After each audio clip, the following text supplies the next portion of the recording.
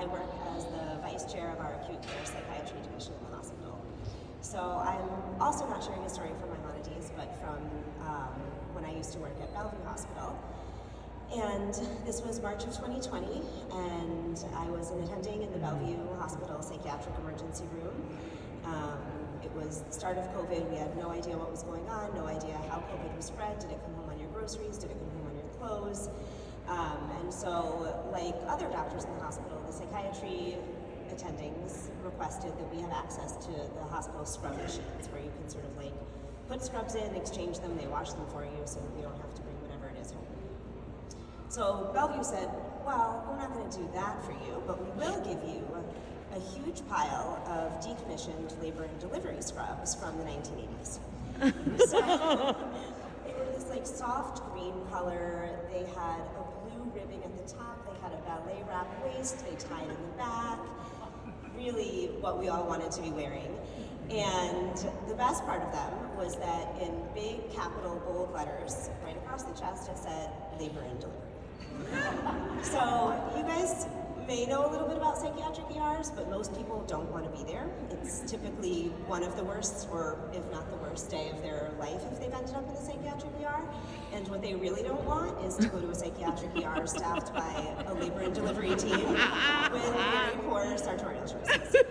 So we, in the beginning, when we all got these scrubs, we started saying to our patients, you know, hi, I'm Dr. Poster. I don't work here. They gave us the wrong scrubs. I'm so sorry. I promise I'm really a psychiatrist.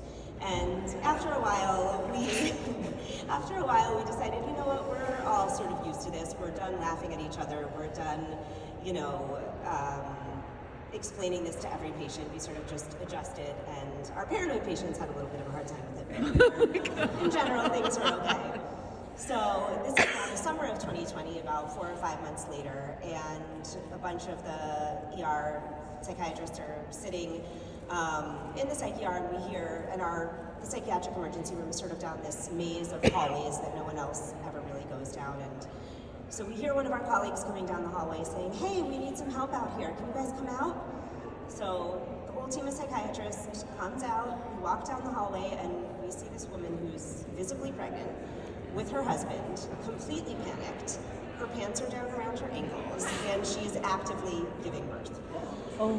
And while we stood there, we sort of watched this woman give birth. She delivered the baby right there in the hallway, and we're all just standing around, and we're looking at them, and these new parents are looking up at us with this like immense gratitude at the good fortune that the labor and delivery team was right there to save this baby.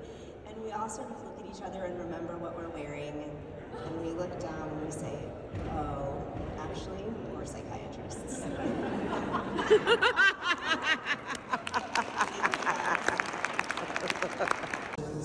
At the same community hospital. So I also double up my time between that and the surgical intensive care unit, or SICU. So I wanted to tell a story a little bit going back in the time. It's really about my training and a little bit about faith, to be honest.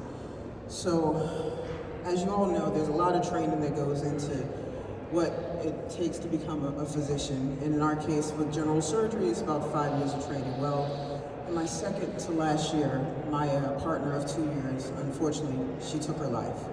And with that being said, it's a part of our training that breaks us down and builds us up. But unfortunately, nothing makes you ready for that kind of loss.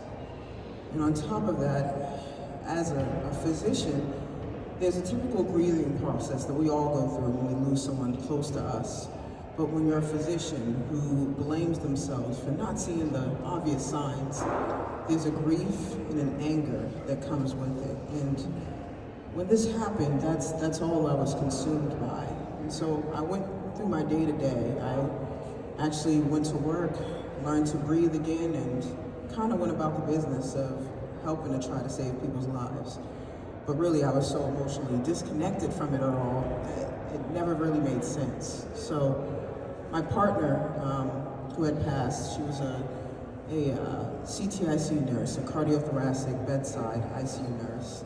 And at the time of me finishing up my training, well, I had electives in her unit, but I decided to switch out, and it changed my path significantly, but for the better. What I decided to do was to focus on trauma.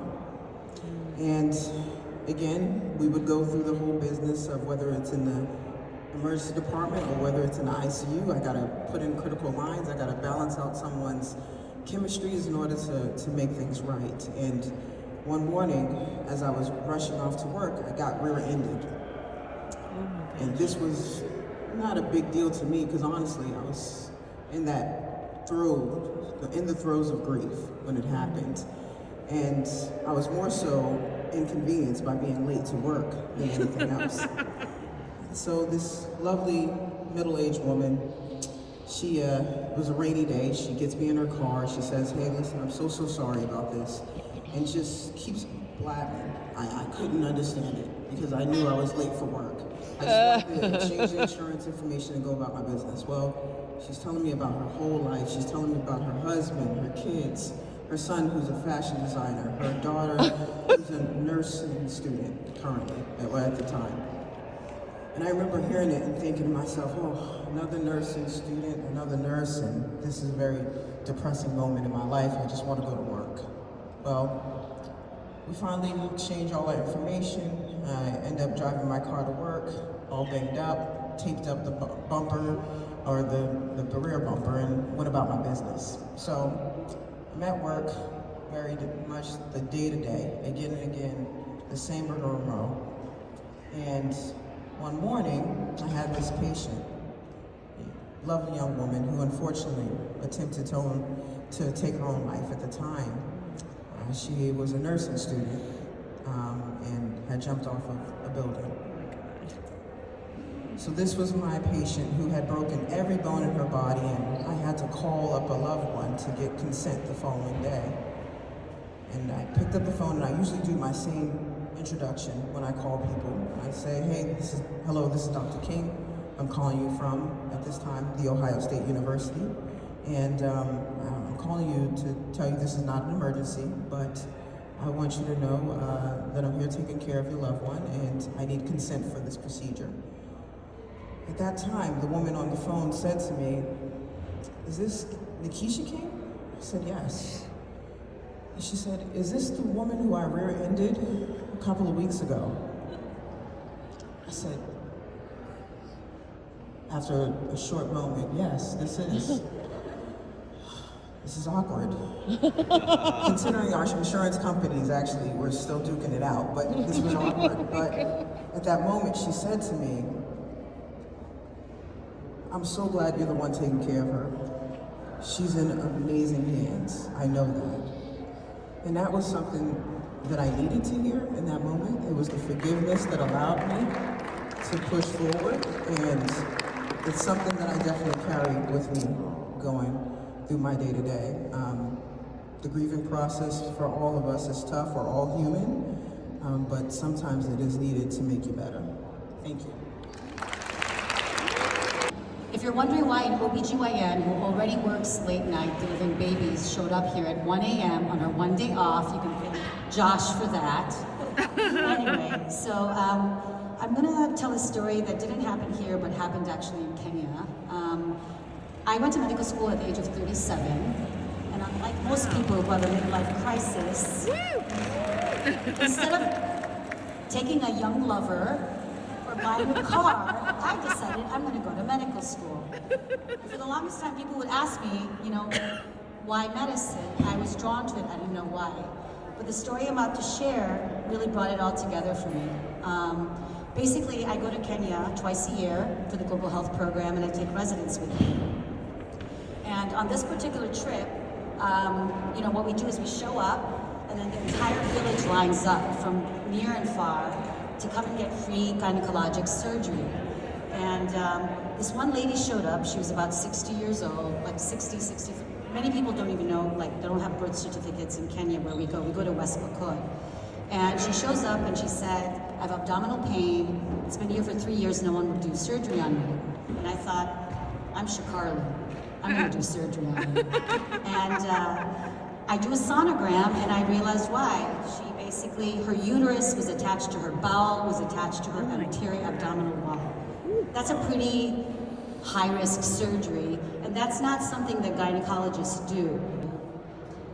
I was very upset by it, but it was risky, and I didn't want to take this risk in a village in West Pokot, Kenya. Sure. She showed up the next day. Are you going to do my surgery? And she showed up the day after that. Are you going to do my surgery? And we just kept on saying, no, we're not going to do your surgery. It's too high risk for us. On Wednesday, which is the third day we were there, I get out of the OR, and a young man comes up to me, and he says, you're the gynecologist who's doing free surgeries. I said, yes, I am. Who are you? He's like, I'm Dr. Rodriguez from Cuba. I said, oh, what kind of a doctor are you? He said, surgeon. So I start speaking to him in Spanish, invite him out to dinner with my crew. One of my residents was from Puerto Rico, so she could really communicate with him, because I don't know if you've ever communicated with a Cuban in Spanish. It's a pretty tough Spanish to understand. We had dinner. He talked about being from Cuba. He talked about how he was stationed in Kenya, and how there, that's what happens. You become a physician, and they basically station you wherever they want you to go. He was very frustrated with it, had a lot of grievances. I told him about my experience being in the US as an immigrant. We bonded, and at the end of the night I said, would you be willing to do a free surgery? He said yes. I was excited, went to bed, thought I accomplished what I came here to accomplish. The next day, we go back to the clinic. She doesn't show up. And I was like, call her, let's call her. The coordinator's like, they don't have phones here. They either show up and they get the surgery, or that's it. And I was just like, no, this can't happen, this can't happen. So I told the coordinator, I was like, where does she live? Oh, she lives far in a far-off village. Let's go. So we all got in the car, went to her village, looking for her, knocking on doors. Where is she? Where is she? Where is she? She's not here, she's not here. Then we went to the tribal leader, and the tribal leader said, she's gone to the next village because she has spent the past 3 days coming to the hospital. She hasn't been able to sell her products and make money. So we sort of told the tribal, we said, we can do the surgery, we can do the surgery. And they're all like, yeah, we know, she's been coming for 3 days, and she keeps on coming back without the surgery. We went back to the hospital, very disappointed, sad, but we just sat there waiting just in case, and that was the last day she could come. At 5 p.m. she showed up. The village people had got a hold of her and told her, the doctors are going to do your surgery. So she shows up, we book her, we do the surgery the next day with the general surgeon, the Cuban surgeon, and we get out of the OR, and there's a ton of people from her village outside the OR with food, cheering, smiling, hugging us, kissing us, and my residents, who really don't get this experience in the US, they were just glowing. They were like, holy shit. And I was like, this is why I do what I do. It encompasses exactly the passion I feel for what I do. And what was so beautiful about it was that I realized that it took the community to get together to support this woman, help her, get the news out. It took the Cuban surgeon, it took me, the American gynecologist, well, not American, but that's another story, but, and my residents to all come together, band together, and make this happen for this person. And we live in a time where there's a lot of division between people. There's a lot of othering of people. And I think this was a great example of how if we all come together, if we use our skills, if we practice compassion, if we see our similarities instead of our differences, that we can make a difference in the world. The connection that we have with each other matters, no matter what's going on the outside. We all contribute, and we can make this world a better place. I really believe it. So that's my story.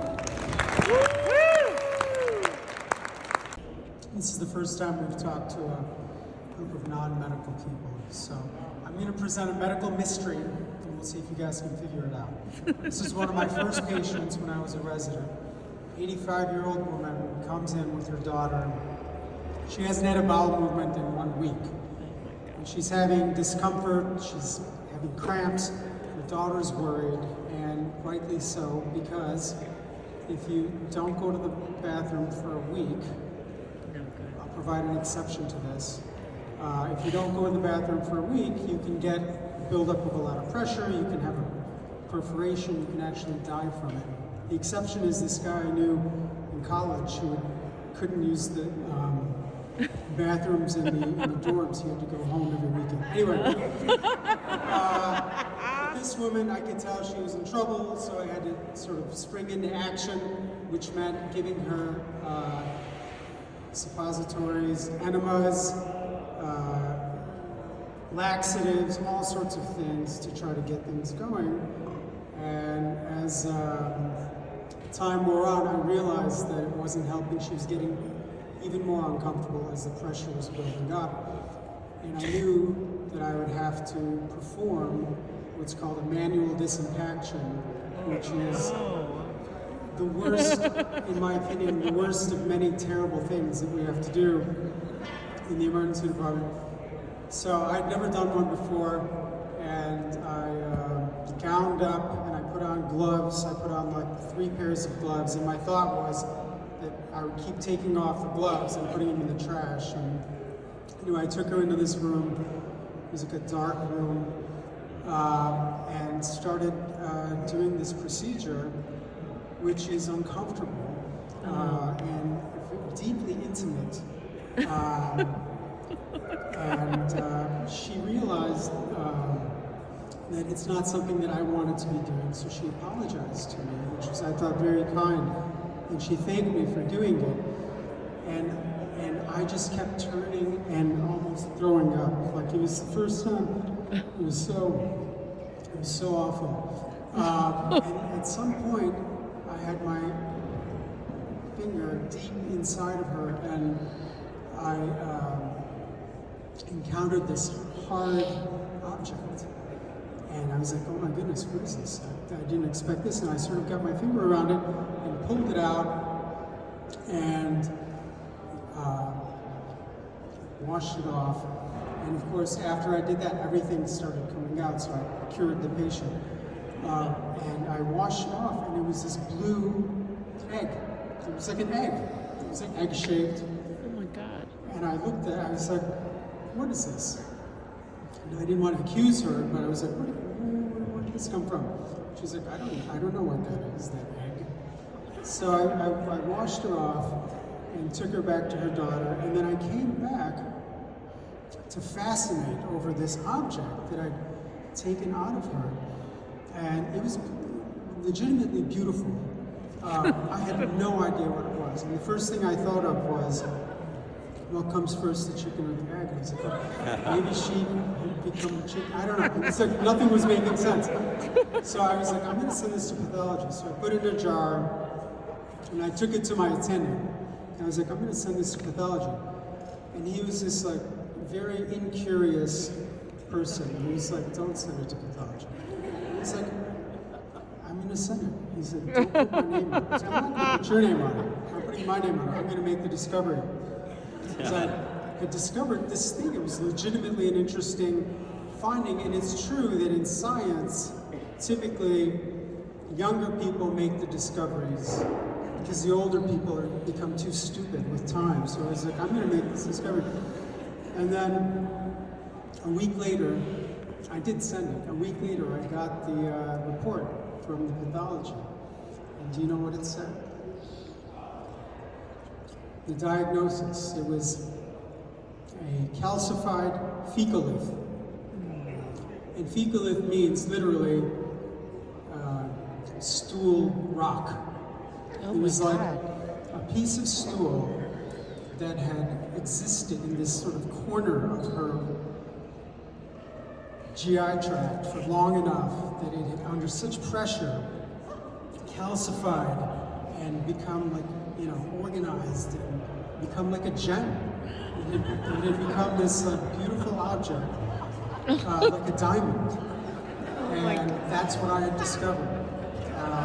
The reason I put you through this story is it's a perfect story for emergency medicine because we we truly are just going, like, just live in people's suffering and all. It can be terrible. But sometimes the shit can be transformed into something still shit, but better, more beautiful, something of value. Thank you. Ago, where patient comes in, one of the things that we try and teach medical students and residents is, does the patient look sick or do they not look sick? And sick is a technical term between doctors. When you tell another doctor, this guy or this woman is sick, that means that's a serious red flag. That means this patient is toxically ill, something bad is about to happen to them. And so the details come later. And so most of the patients we see, they need reassurance. They have like the flu, they have like COVID, they have, any number of things that just need some minor detail, minor kind of interventions, whatever. I was working on the critical care aspect of our emergency room. This patient rolls in. He was sick. How did I know he was sick? Well, aside from having very abnormal vital signs, he was jaundiced, which means he was yellow of skin. He was breathing very fast, gasping for breath. He looked what we call cachectic, meaning he was very, very skinny and undernourished. He was someone who probably had, just by looking at him, you could tell he had severe chronic disease and something acute was going on. The thing about him, though, which was problematic, was A, he spoke a very obscure dialect of Chinese that we had no interpreters for. The second thing that was problematic was that he came in with literally a retinue of 10 family members. And you could tell by the way he was rolled in and the way that the family members regarded him, he was like a patriarch. And there were, like, you could tell by looking at the number of people and the different ages of the people, that, and the way that they, like, reeled him in and they stood around him, that they regarded him with much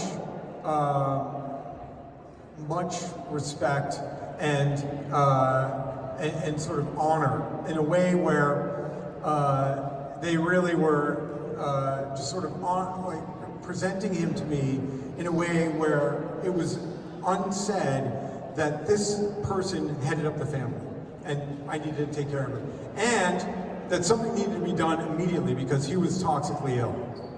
The problem is that I couldn't communicate with them and I couldn't find anybody that could give me an immediate interpretation. So we put him on a monitor to regulate his vital signs, and I stood at the foot of the bed while literally 5 people on either side, his family members, all kind of looked at him as he was gasping for air, and I was trying to get a story. And so when I finally was able to kind of like gather them to attend to me and say, what's going on? Does anyone here speak English? They all looked down the line to the one person who spoke English. And everybody looked at this one person with the weight of the patriarch in this person's hands. And the person who was then basically presented to me, who was presented to me, was brought out to the foot of the bed as a representative of this family. Had literally 5 generations. The thing was about this person was that she was 10 years old. And immediately, as soon as the 10-year-old was produced, the charge nurse comes running up to me. She's like, no, this is not a place for kids. We need to get the kid out of here. This is not a place, the person's very sick, blah, blah, blah. And I'm like, wait, just hold on 1 second. We have no way of, just hold on. And it reflects a mentality of how adults, in many respects, outside of emergency medicine, outside of the hospital, can regard a child.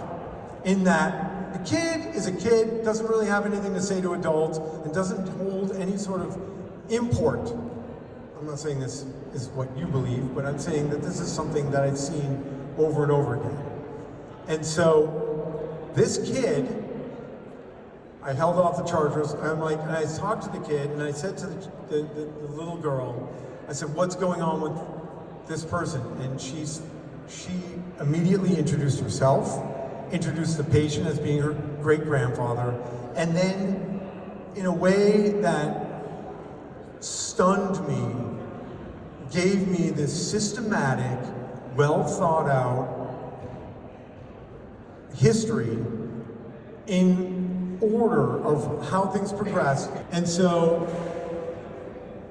the idea is that in the realm that I work in, that it's oftentimes lost what people have to say, or what someone has to say in advocacy of someone who comes in, because there's so many voices out there that are lost. The poor, the person who feels ostracized or marginalized in some sort of way, the person who doesn't speak English or some other language that is the common lingua of the place that you're working in, and we need to pay attention to that. And we also need to pay attention to our kids, because they have a lot to say. And so with that, I'm going to end my story. Thank you very much.